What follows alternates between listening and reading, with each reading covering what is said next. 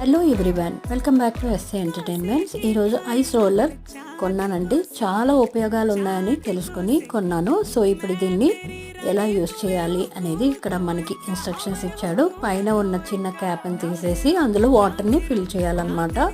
So ఇప్పుడు cap తీస్తున్నాను నేను. తీసేసి ఇప్పుడు ఇందులో వాటర్ని ఫిల్ చేద్దాం. ఫుల్గా ఫిల్ చేసేయాలన్నమాట. ఇక పైన ఒక రోజ్ ఫ్లవర్లా మనకి ఐస్ అనేది తయారవుతుంది. ఇప్పుడు దీన్ని తీసుకెళ్ళి ఫ్రిడ్జ్లో పెట్టేద్దాం. సో నేను నెక్స్ట్ డే మార్నింగ్ తీసానండి.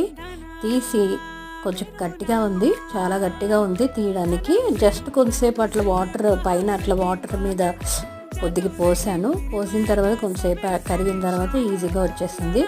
చూడండి, ఈ విధంగా అందంగా ఉంది కదండి. ఇప్పుడు నేను దీన్ని ట్రై చేస్తున్నాను. చూడండి, నాకు చాలా రిఫ్రెషింగ్ అనిపించింది. మీరు ట్రై చేయండి.